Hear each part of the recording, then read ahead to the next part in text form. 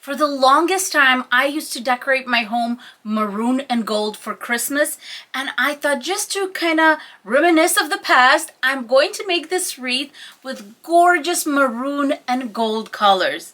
Let's get started.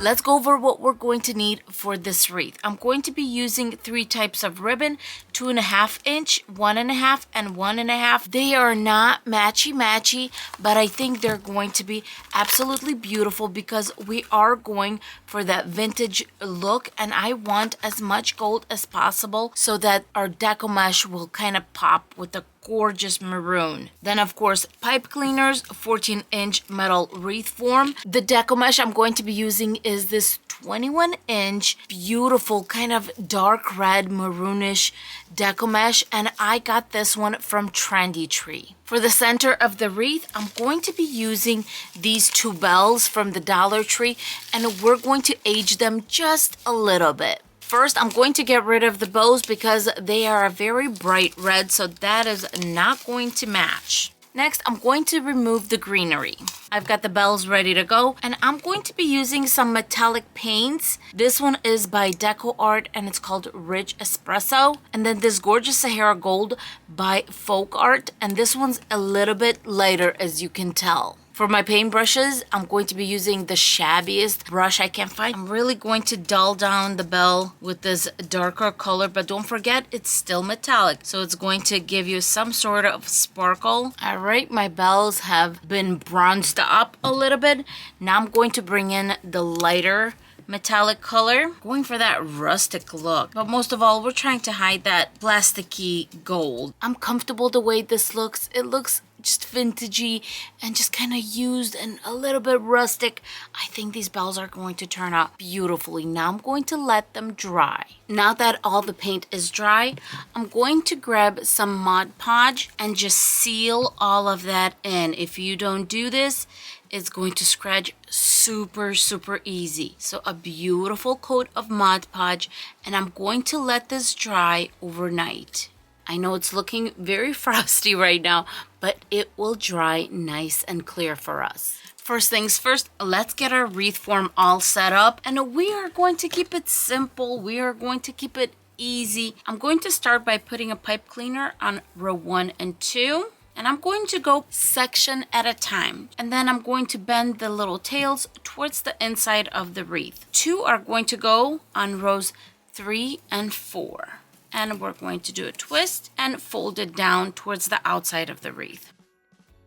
And just like that, I'm going to complete all 6 sections, and we're going to have 3 pipe cleaners, 1 on row 1 and 2 right in the middle, and 2 on rows 3 and 4 to the sides of the center one. When you're done putting on all the pipe cleaners, this is what your wreath should look like. You should have 6 pipe cleaners on the inside and 12 on the outside 2 rows, for a total of 18 pipe cleaners. I'm ready to start attaching our beautiful deco mesh to our wreath form, but first I'm going to show you exactly what I'm going to do. I'm going to be working from inside out because this wreath form is pretty flat and it's easier to work inside out. There are wreath makers who work outside in, but they usually work with those raised wreath forms. If I'm going to start on this pipe cleaner, what I'm going to do is do 10-inch loops going all the way around until we come back where we started. Attach the deco mesh here, and then we're going to do a flat surface right here and attach to the next pipe cleaner, and then go all the way around making 10-inch loops. Now let's get started. As you can see, my deco mesh is rolling towards the table, and that is how I want it to be. About 2 inches from the edge, I'm going to start to collect it. Now I'm going to attach it to my first pipe cleaner and try to get it as flat as possible right here, and give my pipe cleaner 2 good twists. Now I'm grabbing a zip tie and I'm going to attach the tail to row 2, and I'm going about 1 inch from our pipe cleaner connection. What this does is it's going to straighten out my tail, and look at that, it's not going to be in anyone's way, and we're ready to start making our loops. Measure out your 10 inches and then go to your next pipe cleaner in the inner row. 2 twists. Now making my last loop for this inner row and going right where we started. 2 twists. And now I'm going to go nice and flat from this pipe cleaner to this next pipe cleaner, and I'm just going to attach it, measuring my 10 inches and attaching. I am on my last loop. Let's measure out the 10 inches, and it's pretty much to the end of my roll. And this was a used roll. Cut off the tail about 2-3 inches from the edge. You can always trim it later. Put it inside this last pipe cleaner, or the first one we started, to loop on the outside. 2 really tight twists here. And of course, grab another zip tie so we can secure this other end. This time I'm going to do it on row 3. Now that our deco mesh is on, I'm going to go around and open up all our poofs here. Really bring this wreath to life. Our wreath is all fluffed out. Now it's time to cut the ribbon. I'm going to be cutting all the ribbon into 12-inch strips. The way I do my ribbon strips is I zigzag them all the way up, and then when cutting them, I make dovetails at the same time. And then to cut my ribbon, I'm just going to fold the edges and cut a little triangle out, making sure to cut the little tips right at the edge. And this way I have 2 strips at the same time. And I'm going to do the same thing to the other side, and bam, you have 2 of them at the same time. I'm going to finish up with all my 2.5-inch ribbon, and I'll be right back. Now I'm grabbing my 1.5-inch ribbon and cutting it into 12-inch strips. For the bundles in the center, what we're going to do is we're going to grab 2 of the 2.5 inches and 1 of the 1.5 inch. Find our center, squeeze them together,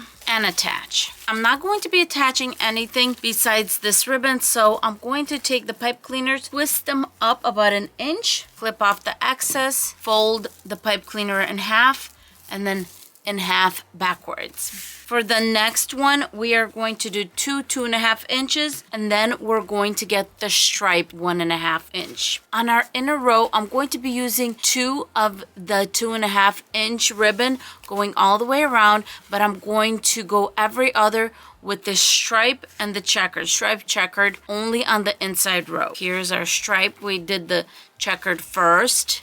Bring it together. We're going to go to the next pipe cleaner. Twist the pipe cleaner up and fold back.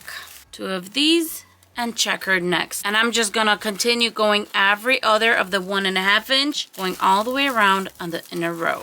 Now we're going to work on the outside row, and we're going to do 1 of the 2.5 inch and then 1 of each of the 1.5 inch. Once again, 1 of the 2.5 inch ones, then 1.5 inch, 1.5 inch. Going to find our center and bring it together. And I'm going to do that going all the way around. And now it's time to transform this mess into a beautiful wreath.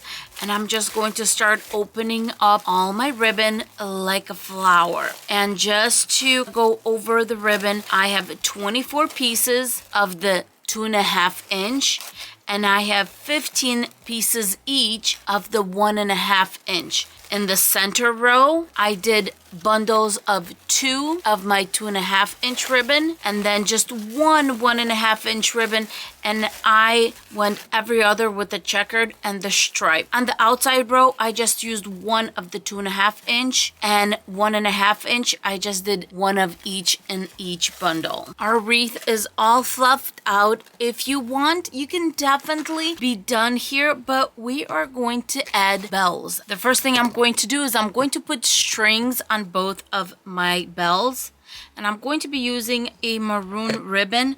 I have a ribbon by Offray. I'm just going to get a long string. I did a light knot, not tight at all, so that we can work on decorating the top. Pulling the string through the sides to cover up the section. I'm going to be using gold satin ribbon. Let me hold this part up while I put some hot glue on here.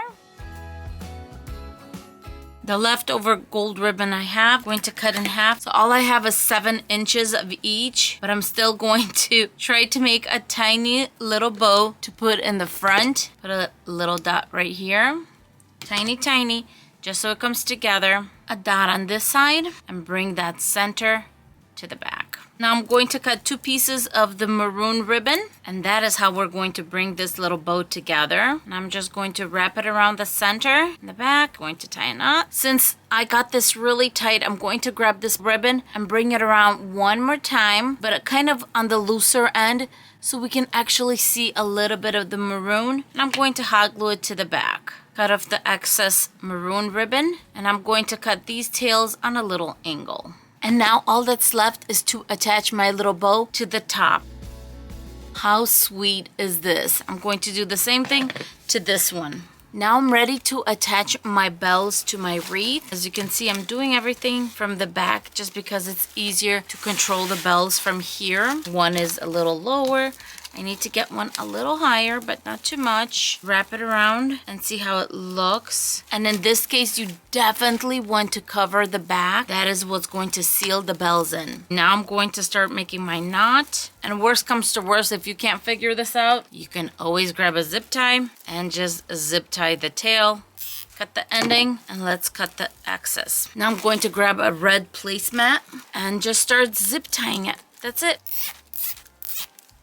Just checking where my bells are. Going to go to the back, add a little bit of jute cord so we can hang our wreath. Tie a knot, and there you go. And you can get this as tight as you want in the back. And now I'm just cutting the tails off, and make sure to send this little part, the sharp part, to the back. Cutting this one off and setting the sharp part to the back.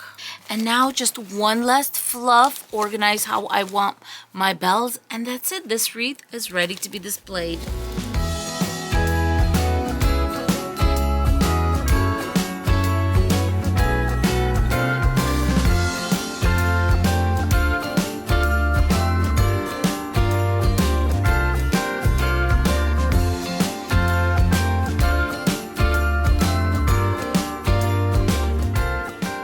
Well, what did you think of that wreath? I think it turned out absolutely beautiful and elegant and a little bit vintagey, and I absolutely love it.